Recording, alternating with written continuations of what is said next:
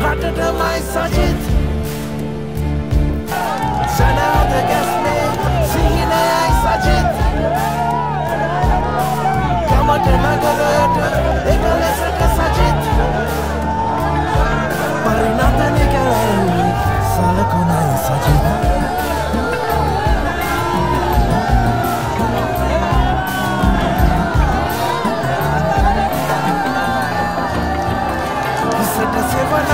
එකම තෙරණක් දැයට අපමණ අලුත් හැඟුමක් උදා කළ මැන දැකුම් කළුමන ජනිත මදහස් මිනිස් පරුවක් නිල්ල පිරෙන කෙත්සු පිපෙන සමරු තිලිනය තනන් උදෙසා පසට ලෙයලදී හුස්ම වැටෙන ඔයි නොනිදන යකඩ මිනිසා උදා ඉරක්සේ රටටමයි සජිත් සනාද ගැස්මේ සිහිනයයි සජිත් ගමට නගරයට එක ලෙසට සජිත් පරිණතනය කරයි සලකුණයි සජිත්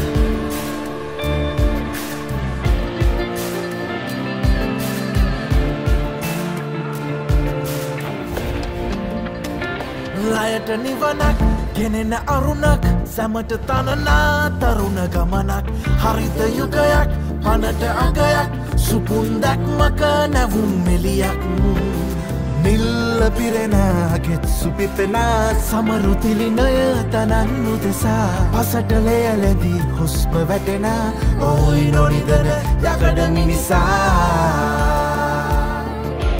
උදා ඉරක්සේ රටටමයි සජිත් සනාද ගැස්මේ සිහිනයයි සජිත් ගමට නගරයට එක ලෙසට ඉතාදර මිත්‍රවරුනි නියත වශයෙන්ම මෙවර මැතිවරණයේදී දුරකථනය ලාංඡනයෙන් ඉදිරිපත් වෙන සමගි ජන බලවේගයේ අපි අති විශිෂ්ට ජයග්‍රහණයක් ලබනවාමයි කියන එක මම බොහොම සතුටුයි. මේ අවස්ථාවේ ප්‍රකාශ කරනවා. හිතාදර දයාබර මිත්‍රවරුනි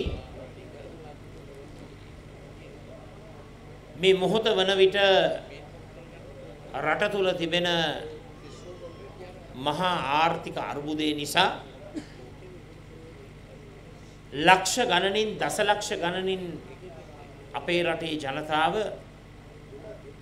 අන්ත දුක්ඛිත භාවයට පත් වෙලා සිටිනවා. යුනිසෙෆ් ආයතනය සමීක්ෂණයක් කරලා තිබෙනවා මේ රටේ ජනගහනයෙන් 30%කට ප්‍රමාණවත් ආහාර පාන නොමැති බව. මේ රටේ ජීවත් වන ජනගහනයෙන් 30%කට ආහාර සුරක්ෂිත භාවය අහිමි වෙලා තිබෙනවා. මුළු ආර්ථිකයම කඩන් වැටිලා. ව්‍යාපාර ඇන හිටිලා.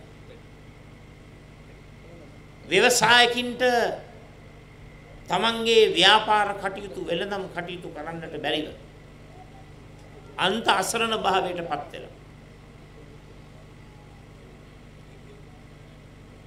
දුගී දුප්පත්කම වර්ධනය වෙලා. කර්මාන්ත ශාලා වැසී යන. ලක්ෂ ගණනින් තරුණ පරපුර අද මහ පාරට ඇද වැටෙනවා. මහා දැවැන්ත අර්බුදයක් අද නිර්මාණය වෙලා හමාරයි. මිත්‍රවරුනි ජනතා ඡන්දයෙන් ආණ්ඩු බිහි වෙන්නේ රටක් මනා ලෙස පාලනය කරන්න. අපට ප්‍රශ්න කරන්නට සිදු වෙනවා වර්තමාන රජයට රට මනා ලෙස පාලනය කිරීමේ කළමනාකරණය කිරීමේ හැකියාව තිබෙනවා. රටේ ජනතාව දුකට පත් වෙනකොට වර්තමාන රජය රුපියල් 5000 කොටස් දෙකක් විතර බෙදලා හිත හදා ගන්නවා දැන් ඔක්කොම හරි කියලා. දැන් ජනතාව තෘප්තිමත් කියලා. දැන් ජනතාවගේ ප්‍රශ්න සියල්ලක්ම විසඳලා කියලා තමයි වර්තමාන රජයේ හිතන්නේ. නමුත් මිත්‍රවරුනි කොයි තරම් අන්ත අසරණ භාවයට රටේ ජනතාව පත් වෙලා සිටිනවාද?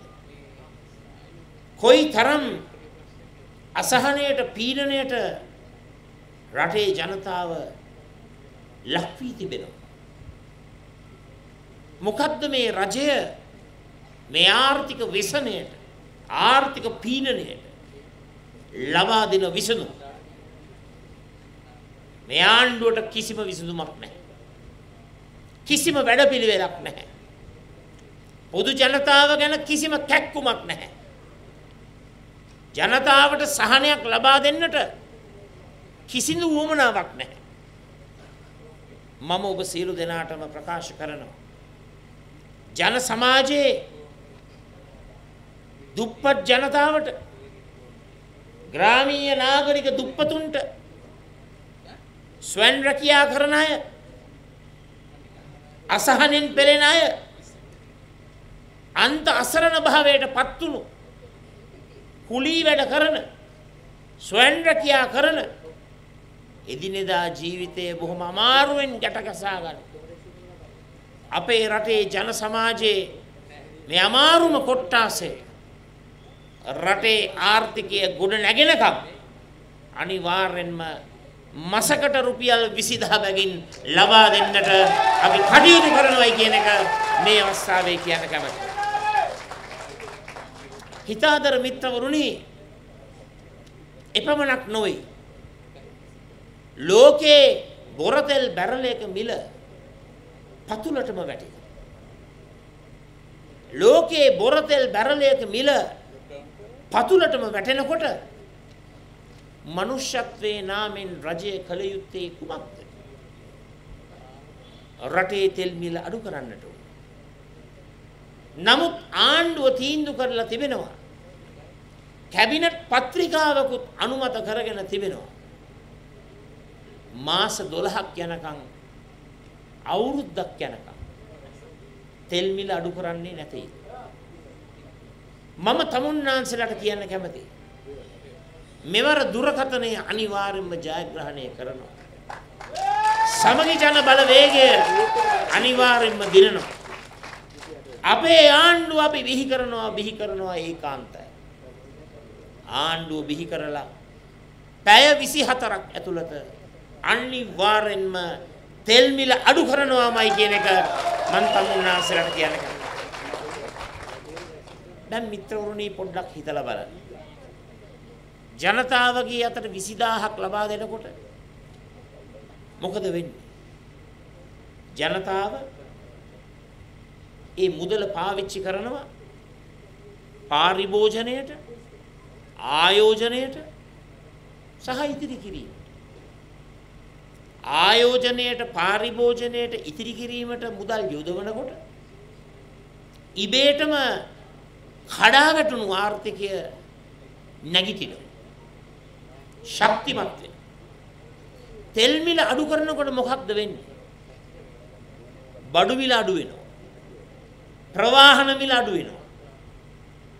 ආහාර පාන වල මිල අඩු වෙනවා. ජීවන වියදම අඩු වෙනවා. ජීවන බර, අසහනය, පීඩනය ඔක්කොම අඩු වෙනවා. වැඩිපුර මුදල් අතේ ඉතුරු වෙනවා. වැඩිපුර මුදල් අතේ ඉතුරු වෙනකොට පාරිභෝජනය, ආයෝජනය, ඉතිරි කිරීම තුලින් ආර්ථිකය ගොඩ නැගෙනවා. මෙන්න අපි ලබා දෙන විසඳුම් කිහිපෙන් කොටසක් මම තමුන්නාන්සලට දැන් ඉදිරිපත් කරා. මොකද්ද රජයේ වැඩපිළිවෙල? මොකද්ද රජයේ විසඳුම? දැන් වර්තමාන රජයේ අගමැතිවරයා, මුදල් ඇමතිවරයා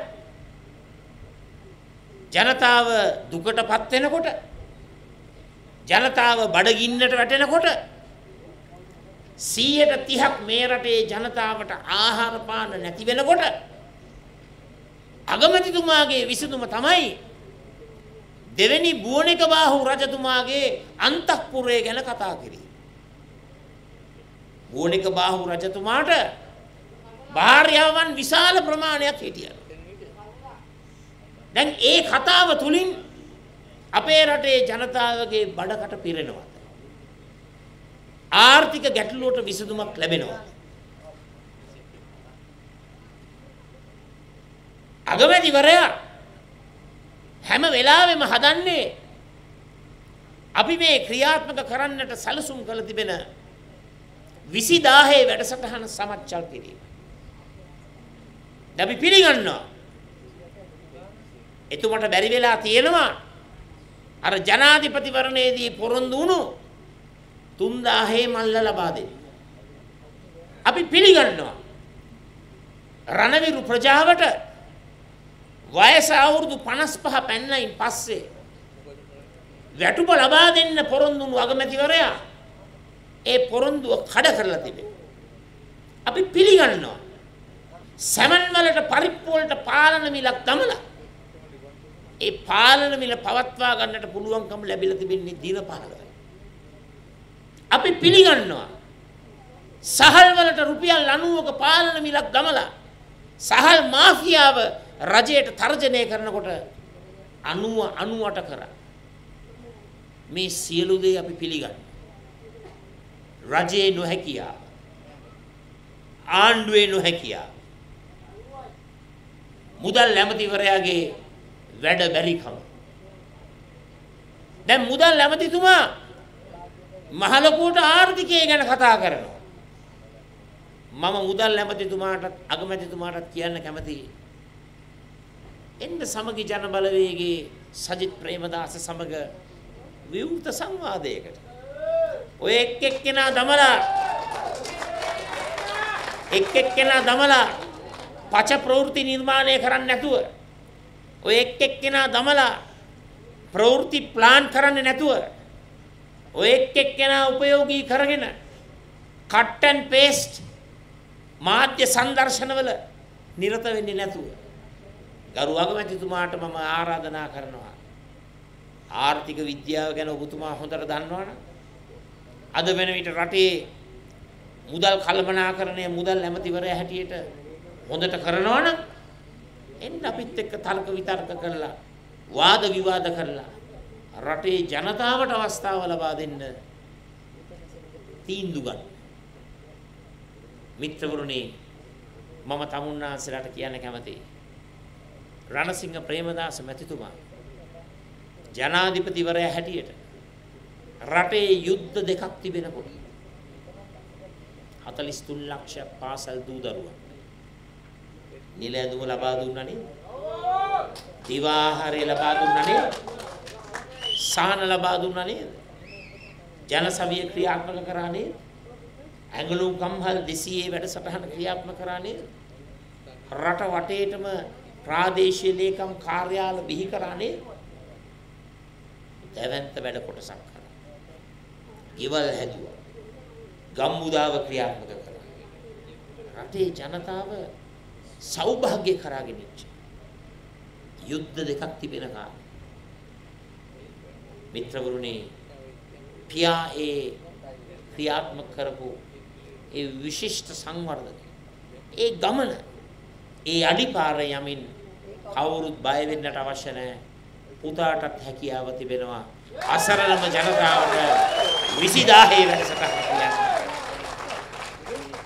දැන් මේ 20000 වැඩසටහනට අපේ විරුද්ධ පක්ෂයේ අපිට ප්‍රතිවිරුද්ධව කටයුතු කරන කණ්ඩායමේ ඇත්තෝ ඔක්කොම බය වෙලා. පොහොට්ටුවත් බය වෙලා. අර පොහොට්ටුවට ජැක් ගහන අපේ හාදයොත් බය වෙලා. දන්නවනේ පොහොට්ටුවට ජැක් ගහන අපේ හාදයොත් ඉන්නවනේ අර මේ ආණ්ඩුවට 3න් 2 පොරොන්දු වෙලා තියෙන. ආණ්ඩුවට 3න් 2 අපි පොරොන්දු වෙන්නේ නැහැ. අපි පොරොන්දු වෙන්නේ ජන සමාජයේ අසරණම ජන කොට්ටාසයට පවුලකට 20000 කියන එක මම මේ අවස්ථාවේ කියන්න කැමතියි. ඒ නිසා හිතාදර මිත්‍රවරුනි තවත් රැස්වීම් රාශියකට යන්න තිබෙනවා. ඊළඟ රැස්වීම ඉඹුල්පේ. ඉඹුල්පෙන් පසුව හපුතලේ මහ රැස්වීම. අද දවසට රැස්වීම් රාශියක් අපි කරනවා. මම විශේෂයෙන්ම සඳහන් කරන්නට ඕන. රත්නපුර දිස්ත්‍රික්කයේ නායකත්වය ලබා දෙන තලතා අතුකෝරළ මැතිණිය හැමදාම මාත් එක්ක එකට හිටගත්තා. හැමදාම මට උපරිම ශක්තිය ලබා. හැමදාම මගේ ගමන සවිමත් කරා. දිරිමත් කරා. හැම වෙලාවකදීම මා වෙනුවෙන් පෙනී හිටියා.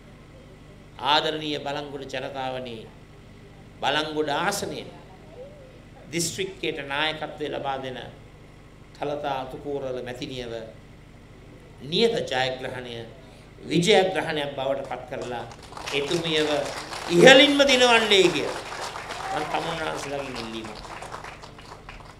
ඒ වගේම අද අපත් සමග එකතු වී සිටින අපේ ගරු වරුණ ලියනගේ මැතිතුමා එතුමත් තරුණයෙක් හැටියට හොඳ දක්ෂ නායකත්වයක් ලබා දෙමින් රත්නපුර දිස්ත්‍රික්කයට අපිත් සමග එකට එකතු වෙලා එතුමා පාර්ලිමේන්තුවේදී එතුමාගේ මංගල කතාවේදීම එතුමා තමුන්නාන්සලාට රත්නපුර ජනතාවට ස්තුති කරලා එතුමා කිව්ව දේ තමයි බොහොම ස්තුතියි රත්නපුර ජනතාවනේ මම එකතු වෙන්නේ සජිත් ප්‍රේමදාස සමගයි කියලා වරුණ ලියනගේ මැතිතුමා ප්‍රකාශ කළා. එතුමා මේ ගමන ක්‍රියාත්මක කරේ ඒ ගමන ගෙනාවේ අපේ තලතා අතුකෝරළ මැතිණිය. ඒ නිසා වරුණ ලියනගේ මැතිතුමා නැගී එන නායකෙක් හැටියට හොඳ අනාගතයක් තිබෙනවා. එතුමාගේ ජයග්‍රහණයක් විජයග්‍රහණයක් කරන්නයි කියලා මම ඉල්ලීමක් කරනවා. ඒ වගේම අපේ තරුණ හේෂා විදානගේ මැතිතුමා සමා වෙන්න හේෂා විතානගේ මැතිතුමා හේෂා විතානගේ මැතිතුමා හොඳ තරුණයෙක් හැටියට ශක්තිමත් ගමනක් ක්‍රියාත්මක කරමින් හොඳ ජව සම්පන්න දේශපාලනයක් ක්‍රියාත්මක කරනවා. ජනාධිපතිවරණයේදී ඒ වගේම මේ මහමැතිවරණ අවස්ථාවේදී එතුමා අපිට ලොකු සහයෝගයක් ශක්තියක් ලබා දුන්නා. එතුමාත් හොඳ ශක්තිමත් ගමනක් ක්‍රියාත්මක කරනවා. හේෂා විදානගේ මැතිතුමාගේ ජයග්‍රහණය විජයග්‍රහණයක් කරන්නයි කියලා මම ඉල්ලීමක් කරනවා. ඒ වගේම මේ අවස්ථාවේ මේ මොහොතේ අපත් සමග සම්බන්ධ වෙනවා අපේ කරු පරණවිතාන ඇමතිතුමා. ඇමතිවරයෙක් හැටියට මේ රත්නපුර දිස්ත්‍රික්කයට දැවැන්ත සේවාවක් එතුමා ඉෂ්ට කළා තිබෙනවා. එතුමත් අපේ ගමනට එකතු වෙමින් අපිට ලොකු ශක්තියක්, ධෛර්යයක්, සහයෝගයක් ලබා දෙනවා. කරු පරණවිතාන මැතිතුමාගේ ජයග්‍රහණයක් තහවුරු කරන්නයි කියලා මම ඔබතුමාලගෙන් ඉල්ලීමක් කරනවා. ඒ වගේම සරච්චන්ද්‍ර රාමනායක මැතිතුමා නිහතමානී මහත්මා දේශපාලන ගමනක් ක්‍රියාත්මක කරමින් කලවාන ආසනයේ සංවිධායකවරයා හැටියට අපිට ලොකු හයියක් ලබා දෙනවා. එතුමාගේ ජයග්‍රහණයක් තහවුරු කරනවා. ඇහැලිගොඩ ආසනයේ ප්‍රධාන සංවිධායක නිමල් විජේනායක මැතිතුමා අපිත් සමග සම්බන්ධ වෙලා සිටිනවා. එතුමත් අපිත් සමග දීර්ඝ කාලයක් එකට එකතු වෙලා අත්වැල් බැඳගෙන හොඳ ගමනක් ක්‍රියාත්මක කරපු മന്ത്രിවරයෙක්. එතුමාගේ ජයග්‍රහණයක් තහවුරු කරනවා. ඒ වගේම විශේෂයෙන්ම බලංගොඩ ආසනයෙන් ඉදිරිපත් වෙනවා රත්නපුර දිස්ත්‍රික්කයේම ඉස්ලාමීය ප්‍රජාව නියෝජනය කරමින් මුස්ලිම් ජනතාව නියෝජනය කරමින් කියාස් සලාම් මැතිතුමා. කියාස් සලාම් මැතිතුමත් අපේ ගමනට එකතු වෙලා දිස්ත්‍රික්කයේ පුරාවටම තිබෙන ඉස්ලාමීය ජන ප්‍රජාව ජීවත් වෙන බල ප්‍රදේශවල සැරිසන අපේ ගමනට ලොකු හයියක් ලබා දෙනවා. එතුමාගේ ජයග්‍රහණයක් තහවුරු කරනවා. ඒ වගේම සමිත ආටිකල අපේ ජ්‍යෙෂ්ඨ පළාත් සභා මන්ත්‍රීතුමා එතුමත් නීතිඥවරයෙක් හැටියට හැමදාමත් අපිත් සමග එකට හිටගත්තා. එතුමාගේ ජයග්‍රහණයට තමුන්නාන්සලාගේ සහයෝගය ලබා දෙන්න. ඒ වගේම චන්ද්‍ර කුමාර මැතිතුමා වතුකම්කරු ප්‍රජාව නියෝජනය කරමින් වතු ශේෂ්ත්‍රයට දැවැන්ත හයියක් ලබා දෙන්නට එතුමා කටයුතු කරනවා. එතුමාගේ ජයග්‍රහණය තමුන්නාන්සලට අවුල් කරනවා. ඒ වගේම ශාන්ත රත්නායක මැතිතුමා කොළොන්න මැතිවරණ කොට්ටාසේ නියෝජනය කරමින් අපේ ගමනට දැවැන්ත ශක්තියක් ලබා දෙනවා.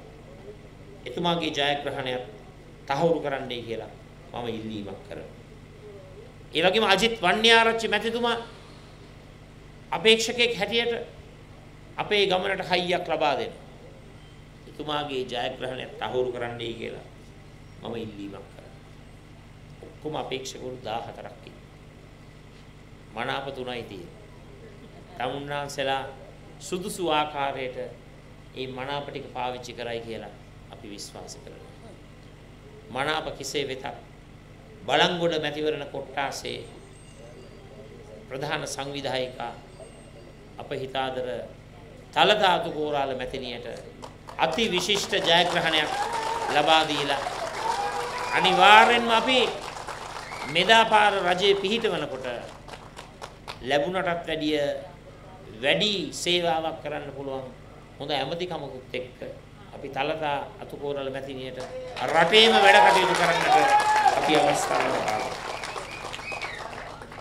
ඒ වගේම විශේෂයෙන්ම නැවතත් කියා සලාම් මැතිතුමා ගැන කියන්න කැමතියි. මේ බලංගොඩ ආසනෙන් බිහිවෙච්ච ජනතා පුත්‍රයෙක් හැටියට තලදා ඇමතිතුමියගේ ජයග්‍රහණය තහවුරු කරන අතර කියා සලාම් මැතිතුමාගේ ජයග්‍රහණයට සියලු දෙනාගේම සහයෝගය ලබා දෙන්නේ කියමින් ඔබ සෑම සියලු දෙනාටම ජය වේවා කියා ප්‍රාර්ථනා කරමින් සියලු දෙනාටම තෙරුවන් සරණයි. අස්ලාමු අලයිකුම් වණක්කම් දෙවි බිහිලා.